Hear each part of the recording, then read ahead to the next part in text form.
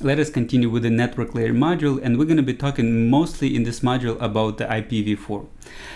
In this part, I'm just going to be introducing IPv4, like Internet Protocol version 4, and how to deal with the subnetting, and I'll show you a little bit later. I hope you already saw, at least got some idea about IPv4 protocol, and this is the highlights of IPv4 header. It's a little bit complex, so there's a lot of elements that exist in this header. For this part, we're going to be mostly looking at the source IP address and destination IP address, but remember, there are other fields that contain as part of the header.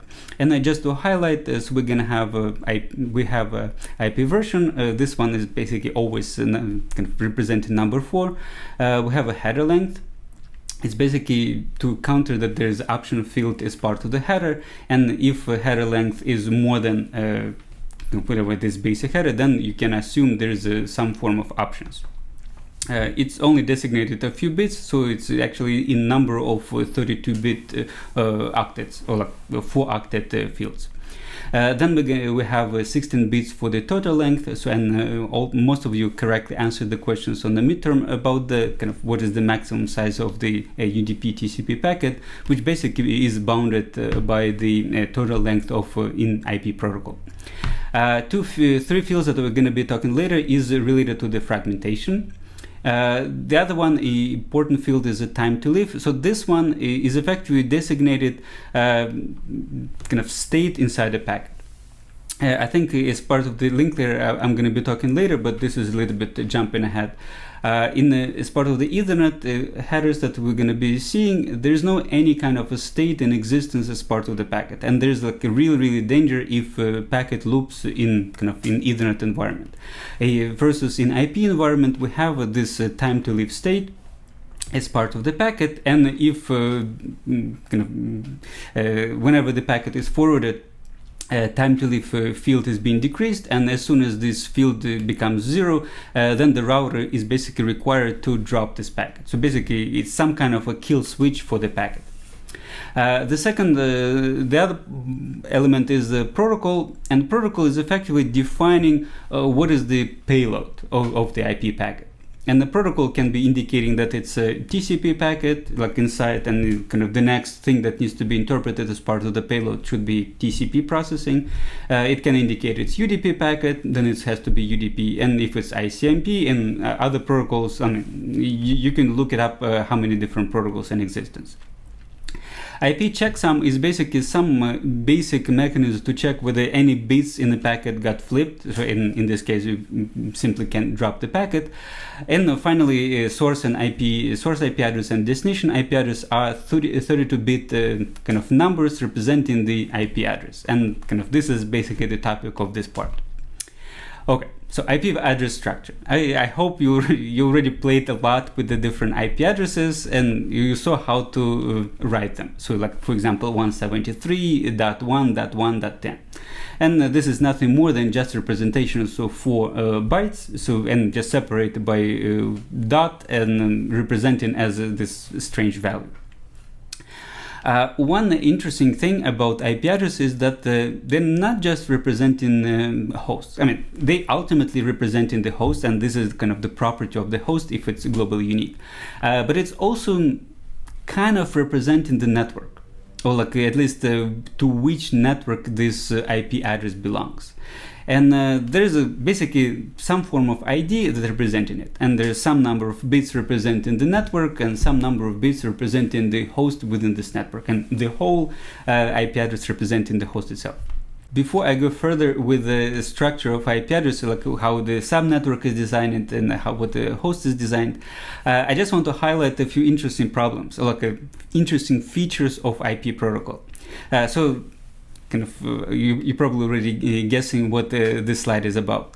So there's actually multiple ways to represent the same IP address. And all of these addresses can be used, for example, if you run a ping command or like using it for your server or for the client.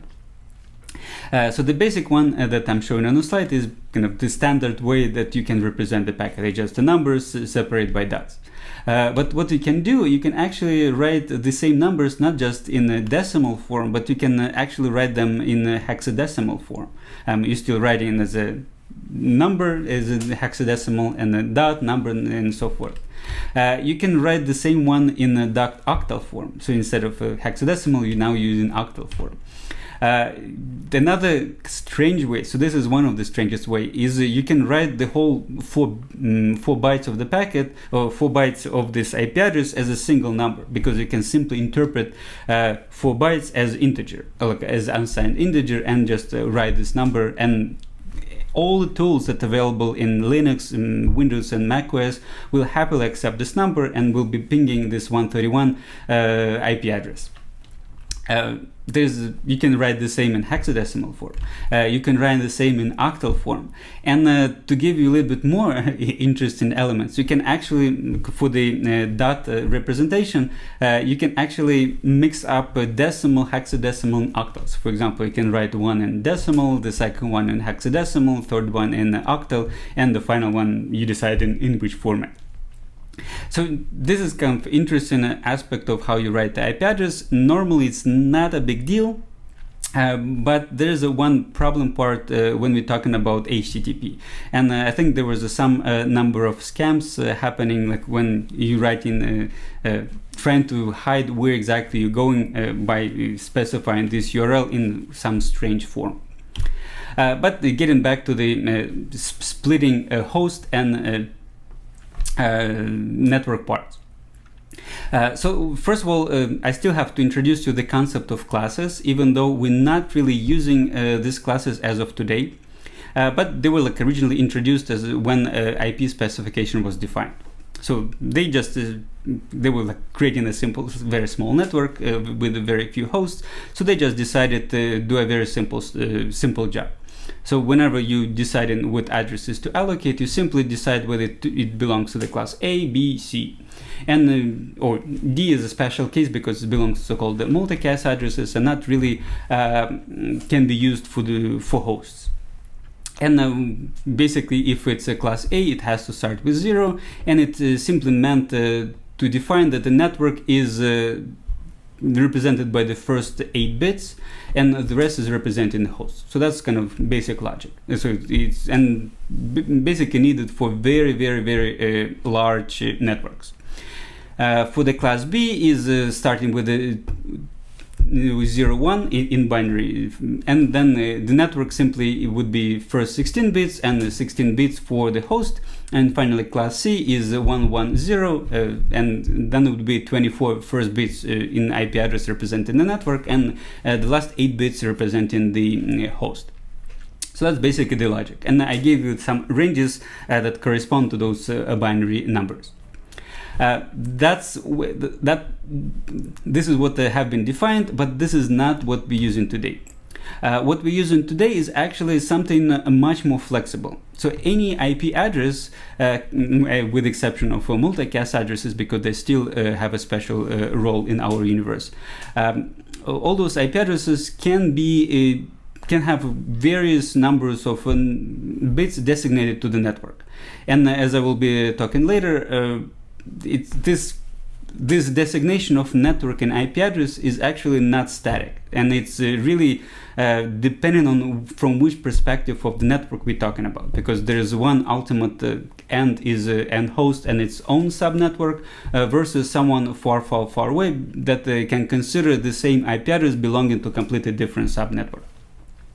But in any case, so in order to achieve this flexibility, what the people defined, like the standardization defined, is so-called the classless interdomain routing, or like a CIDR. And basically, they introduced the concept of network mask, or you can kind of think about the same as a subnet ID. For the subnet ID is basically the same as what I was talking before, is simply number of bits, the number of first bits of IP address designated for the network. So for example, if I'm talking about /24, it would mean that the first 24 bits designated for the network and the rest, whatever, 32 minus 24, designated for host within that subnetwork. Network mask is exactly the same thing, it's just a slightly different representation that is actually easier to deal with. So with the network mask is simply you write the we have a first number of bits in IP address that represent the network as ones, and the rest bits that represent the network as zeros. So for example, if it's again same /24, then we write 24 ones in binary, then 8 zeros again in binary, and end up having a 255, 255, 255, 0 as a network mask.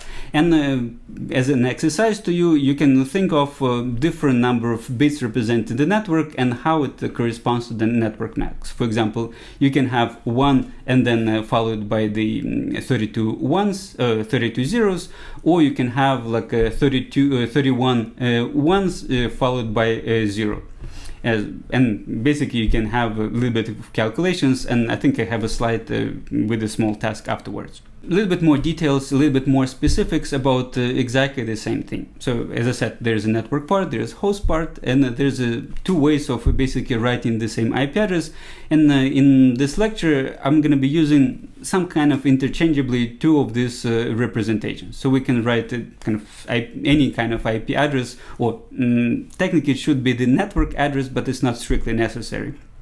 And then either slash number of bits, or simply stating that it's a mask and specifying the network mask. And I give you a few examples of these two. Following my comment that not everything is static, this is exactly the reason for so-called subnetting. So this one, kind of pay really close attention, because this is what I'm usually be asking in all places, and this one you really have to have a good grasp. It's a very simple concept, but try to kind of understand this more carefully.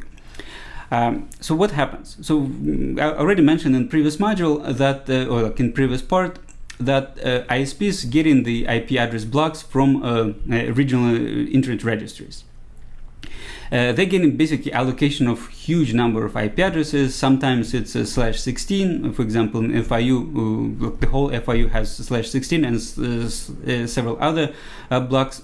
And the network itself needs to effectively designate how the whole block of IP addresses needs to be split out further. And what they basically is doing, they haven't, kind of from the perspective of FIU router, the main FIU router, they have this /16 number of bits, and then 16 bits to designate host in this network. But what they can do further, they can designate a few more bits of that host part to a specific subnetwork.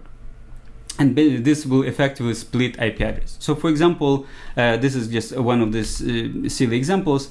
If you have this block /20, you can split it in many blocks, that is 23. So effectively, if I get 3 more bits of the network, I basically can do something with this network. And 3 bits basically represent 8, so I have like 8 subnetworks. I hope this is very simple concept. So basically what I'm trying to do, what I already have as allocation, I keep it like as part of the prefix. And then instead of assigning a specific host on the network, I'm kind of designating yet another 3 bits for my internal purposes, for my internal networks, and using this one as to designate different subnetworks. So this is exactly how I can come up with a 16.0/23, 18.0/23, and so forth to 30/30/23.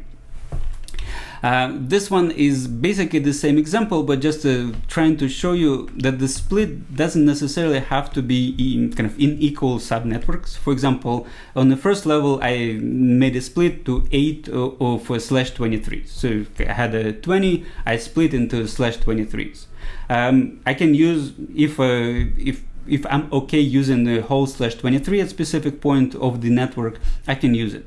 But I can also split further, look to 123 to at least two, not at least, I can split 123 to 224s. So basically, I had the 23 first bits designated to the network, I added additional bit, so now I have one, when bit is 0, that's one network, when bit is 1, it's another subnetwork. I can split further, so what I have here, I split one of the 18.0/24, I split to 3 networks. And in this case, I split into 226 and 125. I mean, if you logically see all these bits representation, so in one case I reserved 2 bits for the kind of additional 2 bits for the network, and 2 bits, and vary them 2 bits, vary them to create the 2 networks, and then I created 1/25 for the other half. Basically designated another bit to represent the whole thing. So we have a 26 is basically, you can combine them in 25, and then another 25, and you can collapse them in 24. And you can do further. Ultimately, you can actually go up to /32, which will effectively represent just one host on the network, but sometimes it's useful, sometimes it's not. One of the useful cases for the subnetwork is /30, and I'll talk about this a little bit later.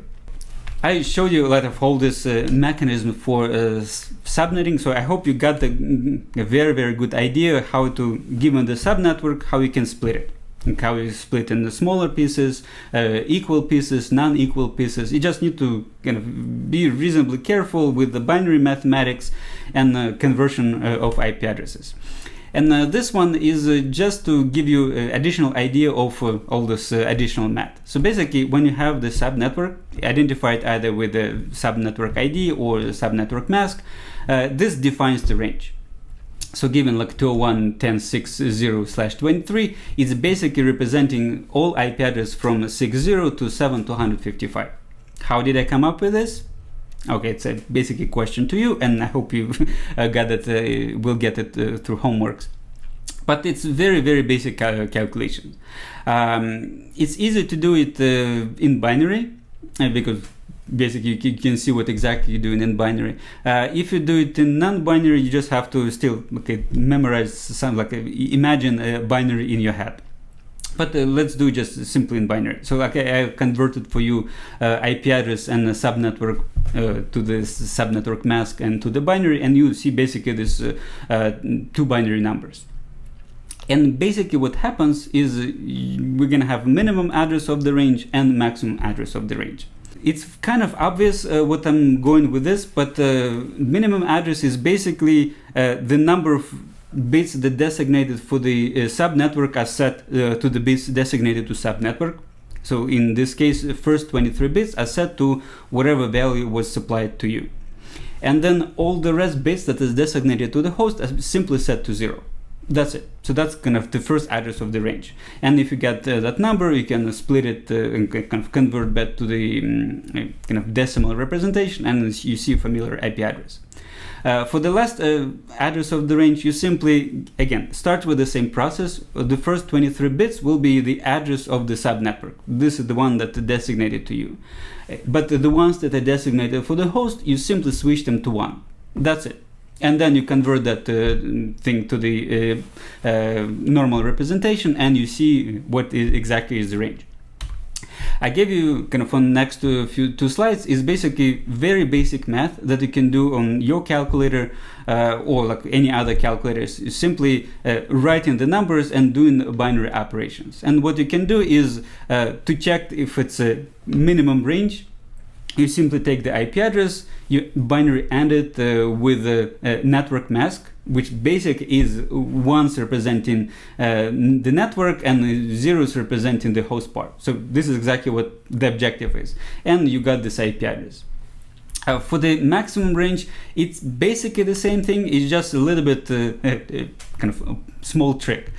You take the same IP address for the network. You do it binary or with negated network mask.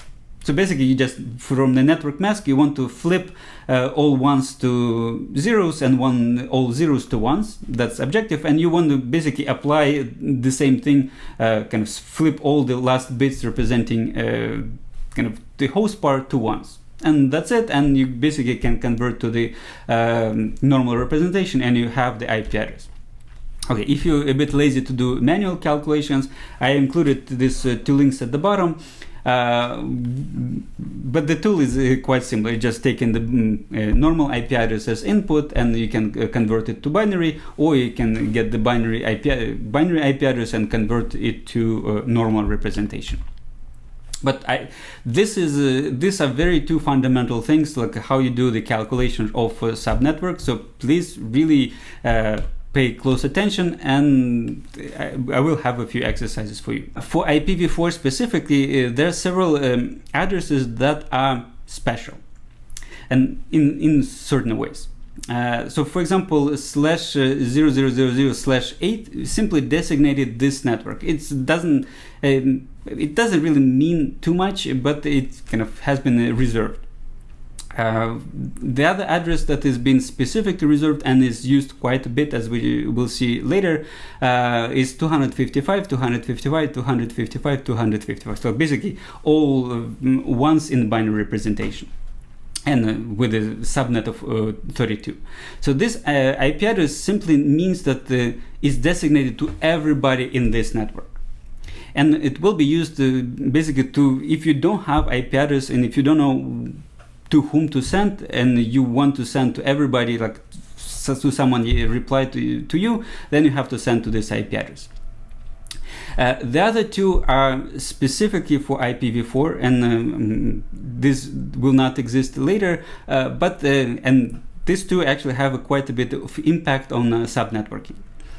So first one is the first address of the network, and basically is something first address of the range, and the one that I was showing. And somehow for IPv4 they decided that you cannot use this IP address to assign to a host, because you have to use it only for the purpose of naming this network. And the other one has a little bit more meaning, and it's saying it's last address of the same network range, and the same one we just calculated. It means that it's broadcast address, and you still cannot assign this address to the host, and whenever you try to send something to this IP address, you will be effectively broadcasting to everybody in this subnetwork. And this is kind of, if IP router is compliant, it will be doing this broadcasting. There are more special addresses, and among the ones that kind of important is a loopback address. So this one you probably saw before. So it was 127.0.0.1. I mean, usually we just use that 127.0.0.1 to represent so-called loopback address, or like loopback interface. It's basically some fake interface inside the system that you can ping, you can run the network applications, and you never leave the same host system.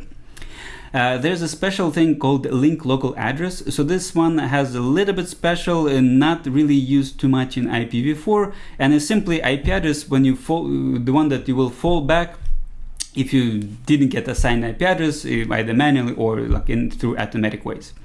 And the other one, you probably saw at least one of these ranges, like for the private use networks. So originally they were used to simply, if you have a network that's not connected to the internet, you can use these IP addresses.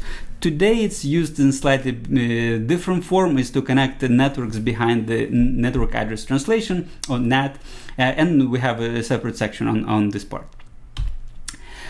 Now, as I promised, a few problems. So this one, kind of for the homework, we're going to have a homework problems, but this one's I also ask you to do a few exercises as part of the lecture. This should not be too complex, but at least to get you going with the calculations of IP addresses. So show me the address range for each of those indicated IP addresses, and answer other questions that I will put in a play pause it. Now, additional question, I think I put 3 slides of questions here. Do more calculations between subnets. Again, questions are quite trivial. You just need to get hold of kind of the calculation mechanics. So one thing that I highlight, for each subnetwork, there's a first address of the range and last address of the range that are not usable. And not usable in terms of one is designated for this network, or like a representation of this network, its minimal address, and the other one is the maximum address, which represents the kind of the broadcast address. Which means that whatever subnetwork you pick, like you pick /24, you pick /26, you pick whatever, 2 addresses will not going to be useful. And then it's basically the question is here, how many usable addresses into /24? Just think about this more. I'll try not to give the answer right away, but think a little bit about this. And the second question is basically the same question, but in a slightly different way. what is the longest? Like, is it 32? Is it 31? Is it 30? Is it 29? Is it 28? That can be used for point-to-point connections. And if I rephrase this basic statement, for the point-to-point connection, you have to have two usable IP addresses in subnetwork, because we have two hosts that needs to communicate to each other. So try to think of it. Again, the answer is quite simple, just to kind of get your understanding of what I'm talking about here. And just a few small things about IPv4 addresses. This is just a light topic. We have been using IPv4 addresses for many years, and ISPs were getting IP addresses, like IP address blocks from original Internet registers. Original Internet registry was like trying to get as many blocks from the IANA for this specific allocation. And effectively what we have today is tier 1 routers, like the main routers in the internet. They dealing with the kind of more than 500,000 subnetworks. Like, they have like routing tables that we're going to be talking later on order of this 750, 500, and so forth, 1,000 entries. And I just show you a few statistics that I got from Pataro.net website, just showing that every year the number of prefixes been increasing. This doesn't really represent the kind of how much addresses are being used, but it's simply number of prefixes, like prefixes, sub-prefixes, sub-prefixes, and so forth, as part of those routing tables. And one of the interesting concept that you probably heard on the news, that we don't really have IPv4 addresses left. Like, as you know, that in September 2015, we technically in the United States, like in North America, the original Internet registry has run out of IP addresses, and basically it cannot do like allocate. Like, when a new ISP comes and want to get more IP addresses, it's simply saying I cannot do anything. Like, there's nothing I can do to allocate. And yet we're still using IPv4 addresses. And I think it's just to highlight how we solve the problem. At least for some years, the problem was solved that ARIN was borrowing IP address blocks from different regional Internet registries that still had some allocations. But I think at this point in 2019, we don't really have any more addresses to allocate, and yet we're still working. And there's right now it's a little bit illegal market for IP address blocks. So technically IP addresses don't belong to anybody. It's been just borrowed as a resource, allocated resource. But some companies actually sell, lend their IP addresses to different organizations, so they can actually use IP addresses. And as we're going to be talking more, there is another mechanism called NAT that's been used quite extensively that simply alleviates the problem of lack of IP addresses. But we talk about this in due time. Okay, so let me give you a few summary about IP addresses. So in IPv4, you saw the header. There's a lot of fields. You probably need to read a little bit of each of the field in the header specifically. I recommend to kind of take a look in the book. If it's not specified in the book, just open the IPv4 specification and just take a quick look of the header fields and their definitions. And for IPv4 addresses specifically, they are 32 bits, and we have source and destination IP address. Today we are using a CIDR, or like a classless interdomain routing system, where variable length of the split between network bits and host bits are variable length, and kind of you never know which one is which unless you look in a specific routing table. Remember, there is a special consideration for IPv4 addresses. Given the subnetwork, not all IP addresses can be used to assign to hosts. And for subnetting, I hope you get a good idea of how to, given the subnet, how you can split into pieces. And in the last slide, I highlighted that we basically don't have IPv4 addresses left to be allocated for new ISPs or new customers. Okay, so that's it for this part, and see you later.